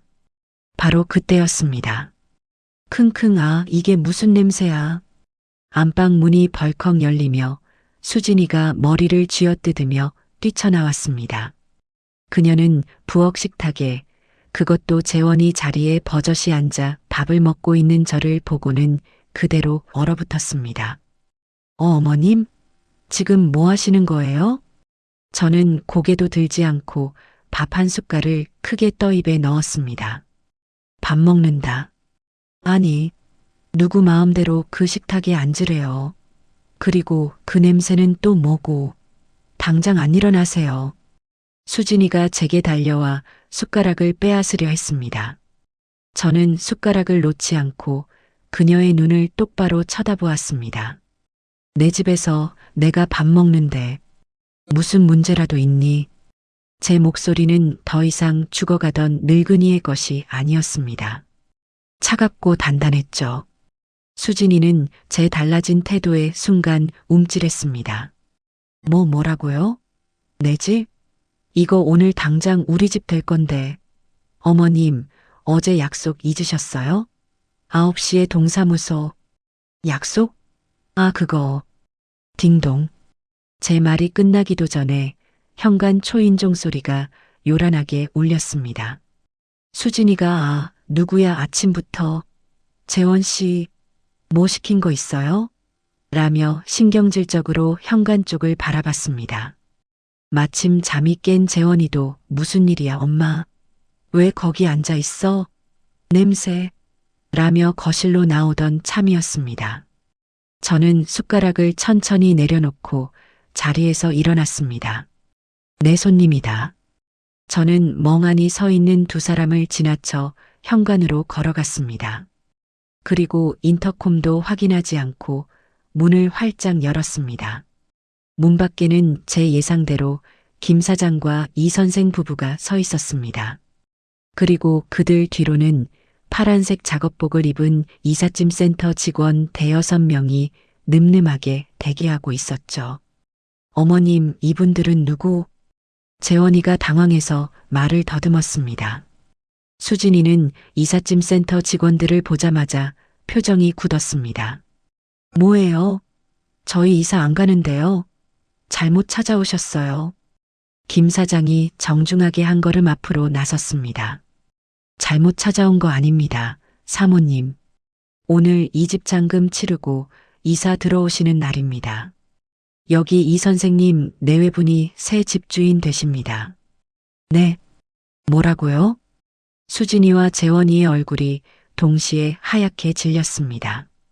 수진이는 믿을 수 없다는 듯 저를 돌아보았습니다. 어머님, 이게 다 무슨 소리예요? 새 집주인이라니. 집을 팔았어요? 재원이의 목소리가 염소처럼 떨려 나왔습니다. 저는 제 평생 가장 환한 미소를 지어 보였습니다. 물론 그들에게는 악마의 미소처럼 보였겠죠. 그래, 팔았다. 거짓말 마세요. 어제 저랑 명예 이전하기로 약속했잖아요. 도장도 주고 신분증도. 아, 그거. 저는 안주머니에서 제 진짜 인감도장과 진짜 신분증을 꺼내 보였습니다. 너가 가져간 건 그냥 시장에서 판 5,000원짜리 막도장이야. 신분증은 어젯밤 너가 잠들었을 때 지갑에서 다시 가져왔고. 뭐? 수진이는 그제야 모든 것을 깨달았다는 듯 비명을 질렀습니다. 이 늙은 여우가 감히 우릴 속여? 재원 씨, 뭐해? 저 늙은이 안 맞고. 재원이는 완전히 넋이 나간 채 저와 이삿짐 센터 직원들을 번갈아 보며 중얼거렸습니다. 엄마, 어떻게 우리한테 이럴 수 있어? 집을 팔아? 저는 그런 아들 녀석에게 천천히 다가갔습니다. 내가 너희한테 어떻게 이럴 수 있냐고? 제 목소리가 거실에 울려 퍼졌습니다. 김 사장도 새 집주인도 이삿짐 센터 직원들도 모두 우리를 주목하고 있었죠. 그 말 너희가 나한테 했던 짓을 생각하고 다시 해보렴. 저는 수진이를 똑바로 바라보았습니다. 수진아, 너 그랬지. 나랑 같은 밥상에서 밥 먹기 싫다고. 냄새나고 더럽다고. 내가 이 집에 있는 게 역겹다고 했지. 제 말에 수진이의 얼굴이 새빨갛게 달아올랐습니다. 김 사장과 새 집주인 부부의 표정이 싸늘하게 굳는 것이 보였습니다. 그래, 내 소원대로 해줬다. 저는 활짝 웃었습니다. 너가 그렇게 손도 대기 싫다는 시어머니 밥상, 이제 평생 볼 일 없게 해줬어. 저는 어제 미리 현관에 빼놓았던 제 작은 짐가방을 들었습니다. 여긴 이제 내 집 아니다. 너희도 마찬가지야. 저는 이삿짐 센터 직원들을 향해 고개를 까딱했습니다. 저기 안방이랑 건넌방에 있는 짐들. 저 두 사람 물건입니다. 싹 다 빼서 1층 화단 앞에 내려놔 주세요. 이분들이 새 주인이시니까 빨리 비워드려야죠. 네, 사모님. 직원들이 일사불란하게 빈 박스를 들고 안방으로 향했습니다. 안 돼. 수진이가 미친 사람처럼 소리치며 그들 앞을 막아섰습니다. 당신들 뭐야? 남의 집에 함부로 들어오지 마. 경찰에 신고할 거야. 이건 우리 집이야. 김 사장이 매매 계약서를 꺼내 들었습니다. 사모님, 법적으로 오늘부로 이 집 소유권은 이 선생님 부부에게 있습니다. 집행관 부르기 전에 좋게 나가시죠. 싫어. 못 나가. 재원 씨, 뭐 하냐고. 저것들 안 끌어내고. 하지만 재원이는 그 자리에 주저앉아 넋나간 사람처럼 엄마라는 말만 반복할 뿐이었습니다. 저는 그런 두 사람을 마지막으로 한번 쳐다보았습니다. 그리고 새 집주인 부부에게 정중하게 고개를 숙였죠. 이사 첫날부터 소란스럽게 해서 정말 죄송합니다. 짐은 금방 빠질 겁니다. 집 관리는 저 며느리가 아주 깨끗하게 해놔서 아마 손볼 곳도 없을 겁니다. 새 집주인 아주머니가 제 손을 잡으며 말했습니다. 아닙니다. 사모님 그동안 고생 많으셨어요. 저는 그 말을 끝으로 현관문을 향해 걸어갔습니다. 수진이가 제 머리채라도 잡을 듯이 달려들었지만 이삿짐 센터 직원이 앞을 막아섰습니다. 가지마. 이 늙은 여우야. 내 집 내놔. 당장 이 계약 취소하라고. 저는 문을 열고 나가려다 마지막으로 재원이를 돌아보았습니다. 아, 그리고 재원아. 너희가 그토록 원하던 너희 집에서 너희끼리 깨끗하게 한번 잘 살아보거라. 저는 덧붙이는 것을 잊지 않았습니다. 길거리에서 저는 그 말을 끝으로 지옥 같았던 그 집을 나왔습니다.